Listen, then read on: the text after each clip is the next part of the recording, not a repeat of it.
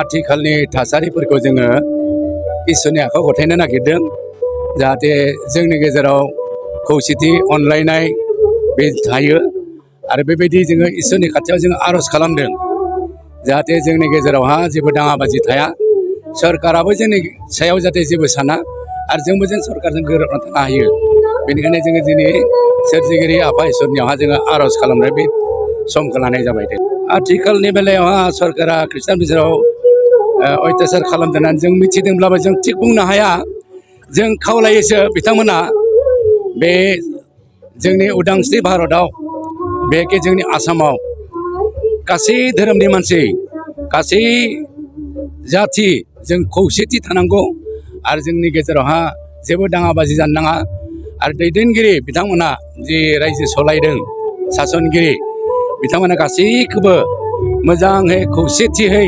दैदेनलांनो हानाय आरो बयखौबो मेगन थाइसेजों अनलायनायनि गेजेरजों नायनो हानाय बेखौ जोङो बिथांमोननिफ्राय नागिरदों आरो जों खावलायदों। सार जों खोनानो मोनदोंमोन दिनै मोनसे रेलि दंना खोनानो मोनदोंमोन सार दा बेनि बेलायाव माबाफोर बुंनो सानामा सारा? जों दिनै रेलि लादोंमोन पिस रेलि नाथाय आथिखालनि हादोरनि जिबायदि दाङाबाजि नुजादों का आन्दलन बिनि बेलायाव जोंनि उदालगुरि जायफोर माने प्रहाहनाव दङ बिथांमोना बेखौ दोनथ'नानै नैबिदि दाबसे जायगायावनो आर'ज खालामनायखौ बिथांमोना लानो होनायखाय जों बिदि लानाय। सार दिनै फैबाय थानाय जिखिनि सोलिबाय थानाय आरो फैबाय थानाय गोबां बिदिनो दाङाबाजि जाबाय थादों दिनै सार नोंथांमोननिफ्राय मा मानि थाखाय आर'ज लाखो आरो मा मानि थाखाय बेबायदिनो गोबां ज' जानानै आर'ज लानायखौ जादों सार दिनै? आथिखालनि दाङाबाजिनि थाखाय जोङो बेबायदि जिरायलायनानै जोङो खौसे जानानै आर'ज खालामदों आरो जोंहा ओरैबायदि दङ गोबां डिनोमिनेसन दङ गावबा गाव सभा दङ बे सभाफ्राबो बेबायदिनो आर'ज खालामदों आरो जोङो मण्डलिफ्राबो बिदिनो आर'ज खालामदों जोंहा लामाया बेनो मावनो हाग्रा आरो गासैखौबो जाफुंहोनो हाग्राया जोंनि सोरजिगिरि आफा इसोरासो बेनिखायनो जों बे इसोरनावनो जोङो गासैबो जों आर'ज खालामदों आरो बेनो जोंहा जोंनि राहा लामाया। सार मोनसे सोंथि खालामबावो दिनै बुहुमाव थानोब्ला गोरोबलायना थानोब्ला सासे मानसिया माबायदि जानांगौ आरो माबायदि अनलायना थानांगौ बेनिफ्राय सार मा बुंनो सानो? दिनै बुहुमाव थांना थानोब्ला मोनसे बाथ्रा दङ गाव मोजांब्लानो गासैबो मोजां संसारानो मोजां जायो बेखायनो जों जोंनि थिनिफ्राय नैबेनो जोङो इसोरजों सोरजिजानाय सुबुं माहारि आरो इसोरा जोंखौ बे बुहुमावहा मोजां खामानि मावनोसो जोंनो गियान होदों मोजां खामानि मावनानै समाजनि आरो जाथिनि हारिनि बा बे जगतनि बा बे हादोरनि बे खामानिखौसो मावनो बेखायनो जोङो बेखौनो खावलायदों जे जों गासैबो सोरजिगिरि आफा इसोरनियाव खौसे जानानै बे इसोरनिफ्राय बोर लानानै जोङो बयबो दिनै जोङो गोरोबलायना थाबासो जोंनि बे बुहुमाव बा बे हादोराव गोजोननाया फैगोन। ओरैनो सार बे जुथुम्मायाव बेसेबांसो मानसि जागोन आरो ओरैनो बेसेबांसो मण्डलिनिखौ लेंहरनाय जादों सार ओरैनो?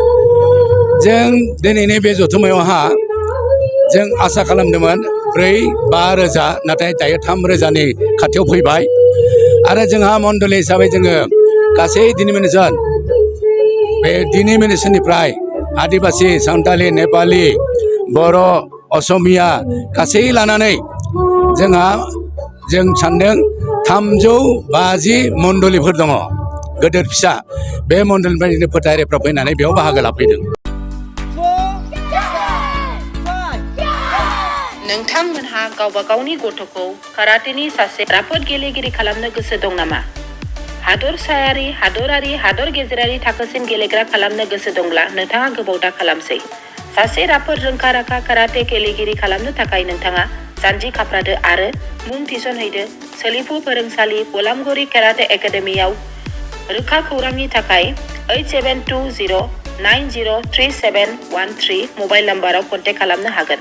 बेबायदिनो बड' हाउस काराटे एकाडेमिनि थाखाय 6900451157, बेंटल काराटे एकाडेमिनि थाखाय 9678041226, बेरहांगाव काराटे एकाडेमिनि थाखाय 6901341656 आरो धालिगाव काराटे एकाडेमियाव मुं थिसननायनि थाखाय 8720903713 मबाइल नाम्बाराव खौरां लानो हागोन।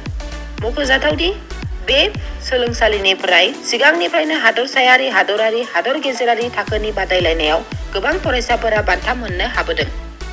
बे मुंख'नाय फोरोंसालियाव रोंग'थि गोनां फोरोंगिरिया फोरोंथाय होनानै नोंथांनि गथ'खौ सासे राफोद काराटे गेलेगिरि सोरजिनायाव मदद आरो जाफुंसार खालामगोन। अब्ला मानोथो गोबाव खालामनो? थाबैनो नोंथांमोनहाबो नोंथांनि गथ'खौ मुं थिसनहैदो।